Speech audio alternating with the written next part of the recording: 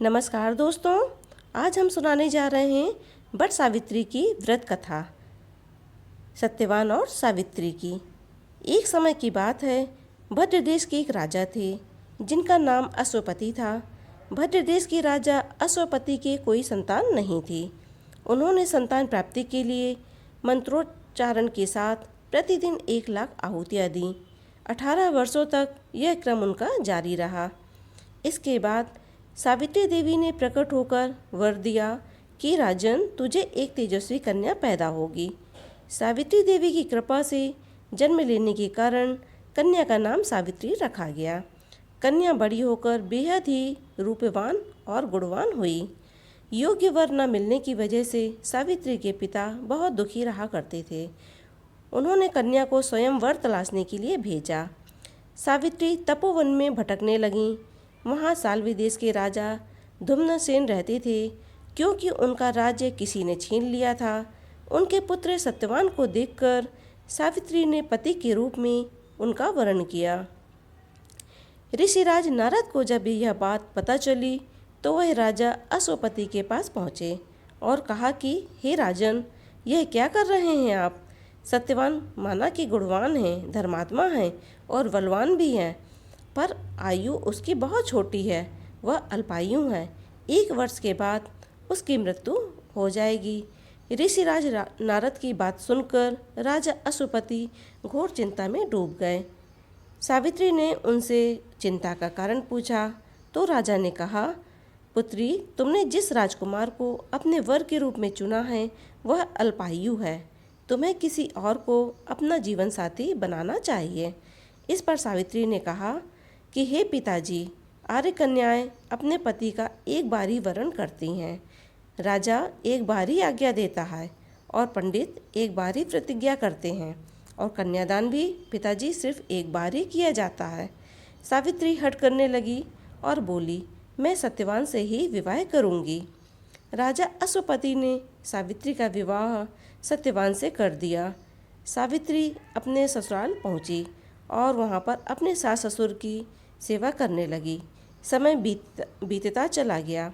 नारद मुनि ने सावित्री को पहले ही सत्यवान की मृत्यु के बारे में बता दिया था। वह दिन जैसे जैसे करीब आने लगा, सावित्री अधीर होने लगी। उन्होंने 3 दिन पहले से ही उपवास शुरू कर दिया। नारद मुनि द्वारा कथित निश्चित तिथि पर पितरों का पूजन भी किया। हर दिन की तरह सत्यवान उस दिन भी लकड़ी काटने के लिए जंगल चले गए, लेकिन उस दिन सावित्री भी उनके साथ लकड़ी काटने जंगल चली गईं। जंगल में पहुंचकर सत्यवान लकड़ी काटने के लिए एक पेड़ पर चढ़ गए। तभी उनके सर पर तेज दर्द होने लगा। दर्द से व्याकुल सत्यवान पेड़ से नीचे उतर गए। अब सावित्री अपना भविष्य समझ गईं। सत्यवान के सिर को गोद में रखकर सावित्री सत्यवान का सिर सहलाने लगीं। तभी वहाँ यमराज आते दिखे। यमराज अपने साथ सत्यवान को ले जाने लगे।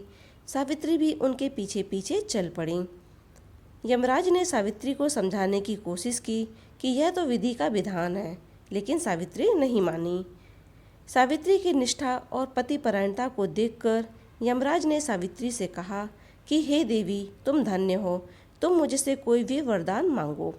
सावित्री ने कहा, मेरे सास ससुर वनवासी हैं और अंधे हैं, आप उन्हें दिव्य ज्योति प्रदान करें। यमराज ने कहा, ऐसा ही होगा, जाओ, अब लौट जाओ। लेकिन सावित्री अपने पति सत्यवान के पीछे पीछे चलती रहीं। यमराज ने कहा, देवी, तुम वापस जाओ। सावित्री ने कहा, भगवान, मुझे अपने पतिदेव के पीछे पीछे चलने में कोई परेशानी नहीं है। पति के पीछे चलना मेरा कर्तव्य है। यह सुनकर उन्होंने फिर से उसे एक वर मांगने को कहा। सावित्री बोली, हमारे ससुर का राज्य छिन गया है, आप उन्हें वापस दिला दें। यमराज ने कहा कि ठीक है, अब तुम लौट जाओ। लेकिन सावित्री पीछे पीछे चलती रहीं। यमराज ने सावित्री को तीसरा वरदान मांगने को कहा। इस पर सावित्री ने 100 संतानों और सौभाग्य का वरदान मांगा। यमराज ने वरदान भी दे दिया। सावित्री ने यमराज से कहा कि प्रभु, मैं एक पतिव्रता पत्नी हूँ।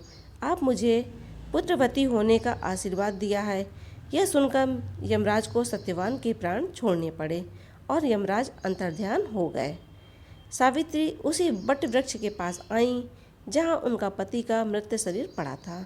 सत्यवान जीवित हो गए और दोनों खुशी खुशी अपने राज्य की ओर चल पड़े। दोनों जब घर पहुँचे तो देखा कि माता पिता को दिव्य ज्योति प्राप्त हो चुकी है। इस प्रकार सावित्री और सत्यवान चिरकाल तक राज्य सुख भोगते रहे। इस तरह से जो भी स्त्री बरगद की वट सावित्री की पूजा करती है, अर्चना करती है, उसका वैवाहिक जीवन सुखी रहता है और अगर उसके पति पर किसी भी तरह की आयु का संकट होता है तो वह टल जाता है। इस तरह से वट सावित्री की कथा संपन्न होती है। बोलिए माता सावित्री की जय।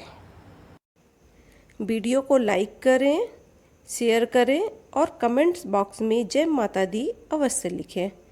जय माता दी।